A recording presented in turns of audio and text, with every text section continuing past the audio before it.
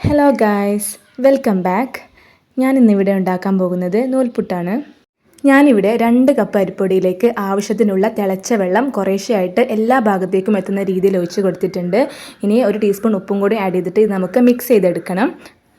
ഞാനിവിടെ നൂൽപുട്ടിലേക്കുള്ള വെള്ളത്തിൻ്റെ അളവ് പറയാത്തതിന് കാരണം നൂൽപുട്ടിൽ വെള്ളം കൂടിപ്പോയാൽ അത്ര പെട്ടെന്ന് നൂൽപുട്ട് ഫ്ലോപ്പ് ആവില്ല.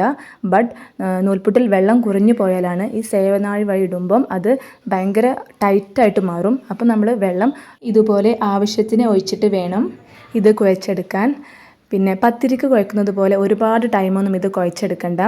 തിളച്ച വെള്ളത്തിൽ കുഴച്ചെടുക്കുന്നത് കൊണ്ട് ഇത് പെട്ടെന്ന് സോഫ്റ്റായിട്ട് വരും. ഇനി അവസാനമായിട്ട് കുറച്ച് വെളിച്ചെണ്ണ ആഡ് ചെയ്തിട്ട് എല്ലാ ഭാഗത്തേക്കൊന്ന് എത്തുന്ന രീതിയിൽ ഒരു പ്രാവശ്യം കൂടി ഒന്ന് കുഴച്ചെടുക്കുക. ഇതേപോലെ സോഫ്റ്റായിട്ട് പെട്ടെന്ന് സോഫ്റ്റായിട്ട് കിട്ടും. ഇതാണ് ഇതിൻ്റെ ശരിക്കുള്ള പരുവം. ഇനി ഇത് ഒരുപാട് ടൈം വെക്കും തോറും നല്ല ടൈറ്റായിട്ട് വരും. അപ്പം കുറച്ച് തിളച്ച വെള്ളം ആഡ് ചെയ്തിട്ട് ഒന്ന് സോഫ്റ്റാക്കി എടുത്താൽ മതി. ഇനി നമുക്ക് നൂലപ്പത്തിൻ്റെ സ്റ്റാൻഡ് ഇറക്കി വെക്കാൻ വേണ്ടി പാത്രം എടുക്കണം. ഞാനിവിടെ ഒരു 10 ലിറ്ററിൻ്റെ കുക്കറാണ് എടുത്തിട്ടുള്ളത്. ഇനി ഇതിലേക്ക് കുറച്ച് വെള്ളം ഒഴിച്ചിട്ടുണ്ട്. ഇതിലേക്ക് ഒരുപാട് വെള്ളം ഒഴിച്ച് കൊടുക്കരുത്. ഈ വിരലിൻ്റെ ഇത്ര ഭാഗം മാത്രം വെള്ളം ഒഴിച്ച് കൊടുത്താൽ മതി. ഇനി ഇത് വറ്റുന്നതനുസരിച്ച് വീണ്ടും വെള്ളം ഒഴിച്ച് കൊടുത്താൽ മതി.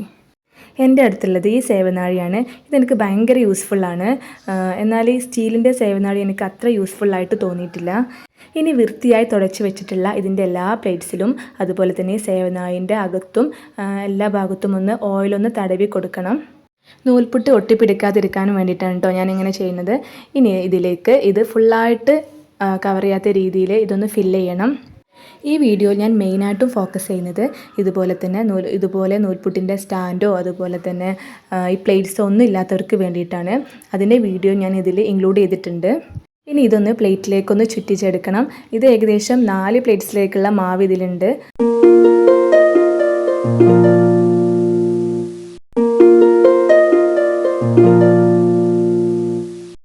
ഞങ്ങളിവിടെ ഇതിനെ നൂൽപുട്ട് എന്നാണ് പറയുന്നത്. പല സ്ഥലങ്ങളിൽ ഇതിന് നൂലപ്പം അതുപോലെ തന്നെ ഇടിയപ്പം എന്നൊക്കെ പറയാറുണ്ട്.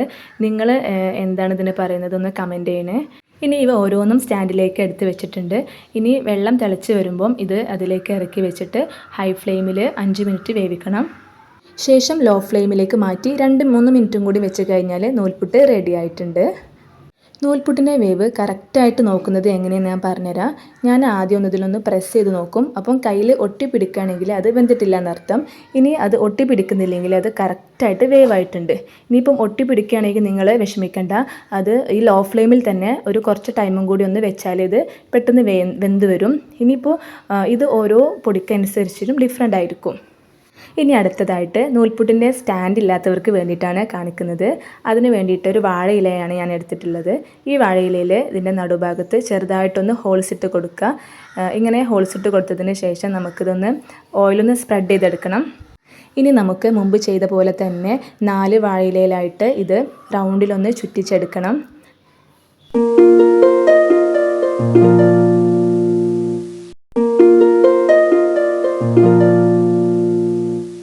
ഞാനിതെല്ലാം ഇതുപോലെ ഈസി ആയിട്ട് പെട്ടെന്ന് ചുറ്റിച്ചെടുത്തിട്ടുണ്ട്.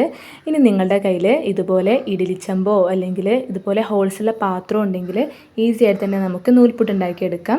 അതിന് വേണ്ടിയിട്ട് ഇതുപോലെ വെള്ളം ഒഴിച്ചിട്ടുള്ള പാത്രത്തിലേക്ക് ഈ ഹോൾസുള്ള പാത്രം ഇറക്കി വെക്കുക. ഇതിൽ വെള്ളം ഒഴിച്ച് കൊടുക്കുമ്പോഴും ഞാൻ മുമ്പ് പറഞ്ഞ പോലെ തന്നെ ശ്രദ്ധിക്കണം.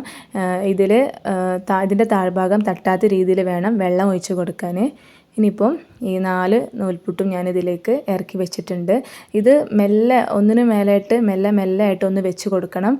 പിന്നെ ഇനിയിപ്പം വെള്ളമൊക്കെ തിളച്ച് വരുമ്പം ഇതൊന്ന് അടച്ച് വെച്ച് കൊടുക്കുക. ഇനിയിപ്പോൾ 8 മിനിറ്റ് കഴിഞ്ഞിട്ടുണ്ട്. ഞാനിത് തുറന്ന് നോക്കിയപ്പോൾ നന്നായിട്ട് വെന്ത് വന്നിട്ടുണ്ട്. അപ്പം ഇത്രയേ ഉള്ളൂ നൂൽപുട്ട് ഉണ്ടാക്കാൻ. ഇനി നൂൽപുട്ടിൻ്റെ ഈ ബാക്കി ഐറ്റംസ് ഇല്ലയെന്ന് വിചാരിച്ചിട്ട് നിങ്ങൾ ആരും വിഷമിക്കേണ്ട. ഇങ്ങനെ ഒന്ന് വീട്ടിൽ ട്രൈ ചെയ്ത് നോക്കുക. പിന്നെ ഇത് പ്രത്യേക ടേസ്റ്റാണ് ഈ വാഴൻ്റെ ഇലയിൽ ഉണ്ടാക്കിയ നൂൽപുട്ടിന്. മധുരമുള്ള തേങ്ങാപ്പാലിൻ്റെ കൂടെ ഇത് കഴിക്കാൻ വളരെ ടേസ്റ്റാണ്. അപ്പോൾ നിങ്ങൾക്ക് എൻ്റെ വീഡിയോ ഇഷ്ടപ്പെട്ടിട്ടുണ്ടെങ്കിൽ ലൈക്ക് ചെയ്യാനും ഷെയർ ചെയ്യാനും സബ്സ്ക്രൈബ് ചെയ്യാനും മറക്കരുത്. താങ്ക്